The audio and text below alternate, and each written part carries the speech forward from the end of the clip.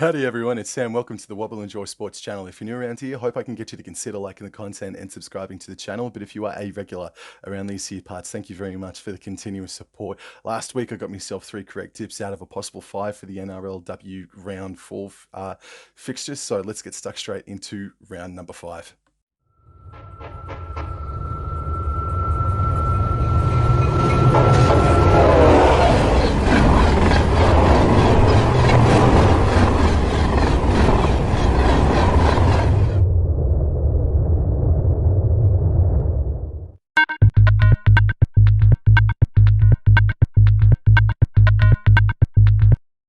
Round number 5 of the 2023 NRLW season does start on the Saturday, but the second game of which will kick off at 12:50. The West Tigers host the St. George Illawarra Dragons from Combank Stadium, and I would suggest that because the odds are not out for every game at the moment, I would suggest that the Tigers would be coming into the game as the favourites, maybe sitting at about $1.70 to the Dragons, $2.10. Going straight into the team list, first of all, for the West Tigers, BVW, Bo Vetti Welsh, is back at fullback after suffering concussion the week before, not playing against the North Queensland Cowboys this past weekend. Then Ja'Kiah Whitfield and Lanaz are the wingers. Tafunga and Horn are the centres. That pushes Pele Rasabale back to the 5/8 position. She played fullback last weekend, and Emily Curtin maintains her spot in the halfback role. Then the forward pack, Togatuki, Pryor, Pio. Then back row is Apps, Salata, Nevada George. The interchange reads Sophie Curtin, Losana Lutu returns, Taylor Osborne and Salma Noor. Losana Lutu was an unfortunate late omission with an injury or illness last weekend, and she would have made a world of difference if she was playing for the Tigers against the North Queensland Cowboys last weekend. Going into the St. George Illawarra Dragons, we've got Tegan Berry in at fullback, Vella, Brown, Law, Lendl, Tyler Nathan Wong, and Racine McGregor are the back line. And then you've got Tekaranga Katoa with the starting jersey 8 on her back. Sophie Clancy and Tara McGrath West are the starting front rowers. And then Sarah Sautia, Jamie Lee Bright, and Alex Taniai are the back row. And then the interchanges Hopkins, Costa, Riordan, and Amone. A lot of chopping and changing in the forward pack for coach Jamie Soward. This is a matchup that pits 5th up against 8th, and the Tigers had been just about the surprise packet of the season up until last weekend when they went down to the Cowboys. The Tigers, however, though, still remain equal best defensive side in the NRLW, whereas the Dragons took them 3 quarters to really get started, but once they did get going, they nearly pipped the Canberra Raiders in the end, coming from 18-0 or 12-6 down, something like that. They nearly got him in the end. But with BVW back into the fold and Losana Lutu coming back into it as well, it's really difficult to not tip the West Tigers to have a bounce back game after losing 2 on the trot. This St. George Illawarra Dragons outfit, though, could spring an upset. I do give them a hope for sure, but I just think that the Tigers will bounce back to formula, especially that try-assist machine, attacking weapon, a BVW is back in the team for the West Tigers. So I'm going to go the West Tigers to win this game 1-12. The third game on Saturday is from 3:10 p.m. at Cbus Super Stadium. The Gold Coast Titans host the Sydney Roosters. You'd imagine that the Roosters would be pretty big favourites coming into the game. I think maybe the Titans would just be sitting at about $3.10, I would imagine. But again, the odds are not out. For the Gold Coast Titans, unfortunately, there has been some changes. Jamie Chapman has been ruled out of the centre position due to a concussion. Riley Jorgensen, I believe it's for the same reason. Both those players have been pretty decent for the Gold Coast Titans, especially Riley Jorgensen in her debut season, man. But she's out, so therefore, Destiny Mino Sinapati goes into the centre position. Niall Williams-Guthrie stays in the centres, and Karina Brown stays in jersey number 2. The forward pack remains the same, that's unchanged, and the interchange reads Briley Nati, Hancock, Mornsell, and Laker Clark. And then for the Sydney Roosters, they are unchanged after they scored 36 unanswered points against the Sharks to win 36 to 12. They were down 12-0. But the only change that could happen is that Maya Hill Moana has been named on the reserves list. Titans versus Roosters, eh? There's not a lot between them defensively.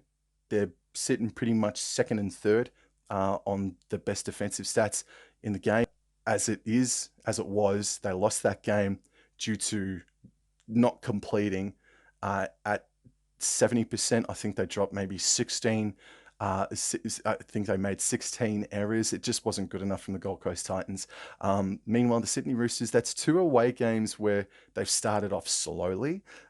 So maybe the Titans, if they are actually switched on to start the game, they can maybe cause an upset against the Roosters, but sort of like the Tigers with the bounce back factor and BVW back in the fold, how can you tip against the Sydney Roosters at the moment? I'm going to say that the Sydney Roosters win this game 1-12. I think it'll be close, like a 16 points to 20 sort of a scoreline.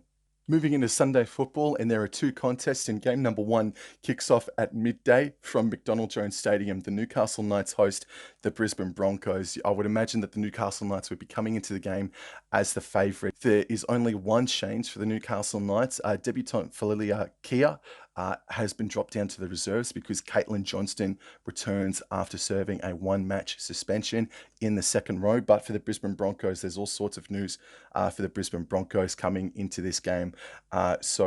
1 down to 7 is unchanged from last weekend's victory against the Parramatta Eels.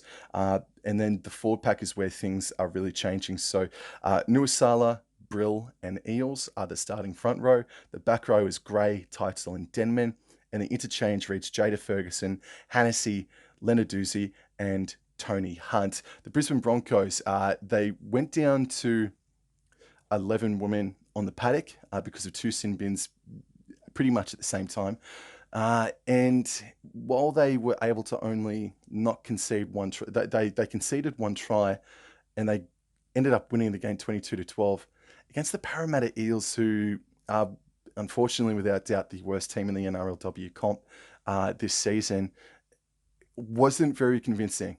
It's a great effort that they were down to 11 women on the paddock and they still only conceded 1 try and still won.